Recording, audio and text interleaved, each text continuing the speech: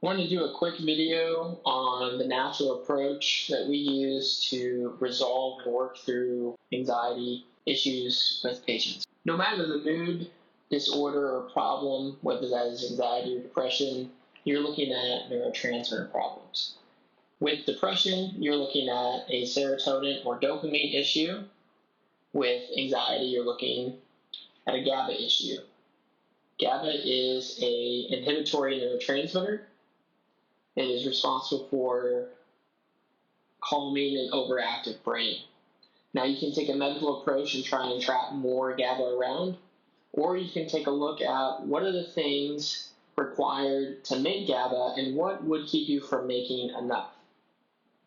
If you look at the biochemistry, it's a very simple pathway. You start with a protein, glutamate. You need some cofactors, some vitamins and minerals, and then you make GABA.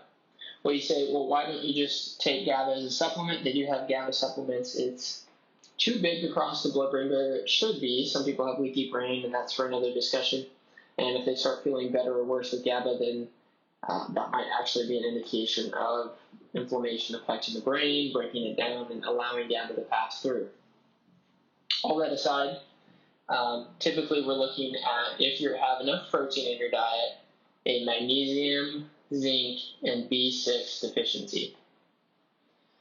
So what is it that causes this magnesium, zinc, B6 deficiency? Because we could just take magnesium, zinc, and B6, and a lot of people will say that they feel a lot better with that. If you've ever heard of the supplement Calm, that's just magnesium, and the reason why they feel more calm on that supplement is because it helps make more GABA.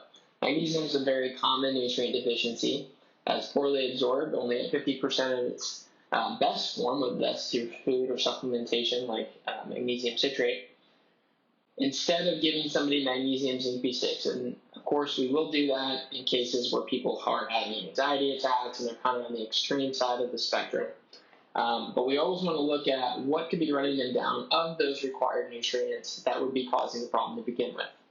Well, typically you're looking at the HPA axis, anything that's affecting stress hormone production. Okay, well, three things primarily over here can drive an HPA issue. Obviously, emotional issues, emotional stress, your boss is being a jerk, he's yelling at you, your stress hormones are coming up because of that. Physical reasons would be like pain, I just stubbed my toe, I get real mad about that, stress hormones come up because of that. It could be even from working out. A lot of chronic exercise will increase stress hormone production. Chemical stress would be particularly low blood sugar. Your blood sugar drops, epinephrine and cortisol come up to bring your blood sugar back up. Or inflammation. Different interleukins will light up the hypothalamus, which will trigger corticotropin releasing hormone CRH. Once this happens, it tells the pituitary gland, who is in charge of conducting the orchestra of hormone production, to increase ACTH to tell the adrenal glands to produce cortisol, epinephrine, or norepinephrine, or all of the above. So once this happens from either of those triggers, these are the root issues. Any of these things could be the root issue that's triggering this response. And it's usually a pie chart of issues. It's not always emotional stress, or maybe it started as an emotional stress or trauma, or maybe it started as one of the others, an emotional stress and trauma kind of set somebody over the edge. Or that sometimes, a lot of times people have certain personalities that they run a little high stress to begin with, and then one of these things sets somebody over the edge. So in the case of, an inflammation issue, in order to turn all those good omega-3s that you're hopefully already eating to reduce inflammation that's being produced, maybe you've heard of fish oil, that's something that somebody takes to help reduce inflammation. Well, to make that, three very important cofactors throughout that are magnesium, zinc, B6. With all of that stress hormone production, it has to get broken down in the liver just like anything else. And that is, of course, magnesium, zinc, B6 is scattered throughout Multiple of those pathways pretty prevalent. One thing I didn't write here is in the case of low blood sugar, in order to take glycogen and turn it into glucose to bring your blood sugar back up, that also requires a lot of magnesium, zinc, and B6. So these are all essential things to keep your body going. These are paying the bills, and your body's going to prioritize paying the bills versus going out to eat and getting dessert and ice cream and all that, and that's what the neurotransmitters are.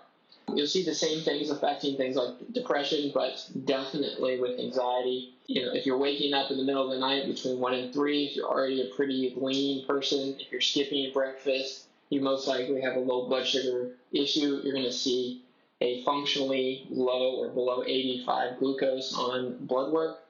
Every single time that happens, you're going to drive this pattern. You're going to light up the hypothalamus, and that's further going to put you into the anxiety loophole. The blood sugar drops, you're going to light up more stress hormones. More stress hormones are going to trigger more anxiety, and more stress hormones can trigger inflammation. Those can accelerate inflammatory pathways. It's a big mess, and so what I usually do is focus on control what you can control. The easiest thing is to eat a big breakfast, good protein, about 30 grams of protein, approximately 20 to 30 grams of fat. Kind of depends on the person. One thing that I'll do like a bulletproof. Well, I'll actually do coffee, but try to do it in hot water. Coffee could aggravate some of these things. Ideally, it would be hot water. Melt down some Kerrygold butter, some grass-fed butter, 2 to 3 tablespoons, and then what you can do is after that butter melts, you can put in approximately 1 to 2 scoops of your favorite protein powder, even make it chocolate flavored, it's okay. Blend it in with a frother so that it doesn't clump up or anything. And then something very quick, something in case you're too nauseous to eat in the morning, it's much easier to get your calories in through liquid means, that is. I would focus on that. Definitely control what you can control. Feel free to take magnesium, zinc, B6, things like that. Like I said, it's a pie chart of problems sometimes, but most of the time, if you resolve one of the big issues, then it becomes more manageable and people feel significantly better. One of the cool things with the low blood sugar situation is that if you are waking up between 1 and 3, usually about 3 days to a week of doing it very well, you're no longer going to wake up, and you're going to notice a big impact there with sleep. Again, not only eating the big breakfast, ideally 5 hours later, no snacking, you're going to have a comparable lunch and a comparable dinner 5 hours after that. 30 grams of protein, 20 to 30 grams of protein. Try to get a gram per pound of lean body weight by the end of the day total, and then split that up evenly between those 3 meals. It's usually between 20 and 30 grams of protein, maybe even a little more.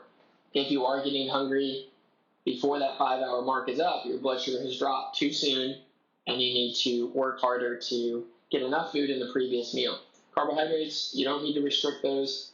However, eating sugar definitely is not going to help. Big high equals a big low. Worst case scenario, these people are eating nothing at all for breakfast, or they're eating oatmeal or something super light in the morning, which you would think would be good for low blood sugar, but it's short-lived. Blood sugar is going to return to normal, and it's going to plummet below that mark and stimulate this whole cycle again.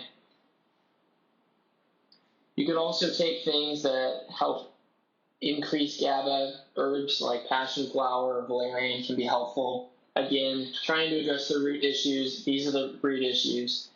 Inflammation is a much broader category, and we can look at that another time, but definitely focus on blood sugar.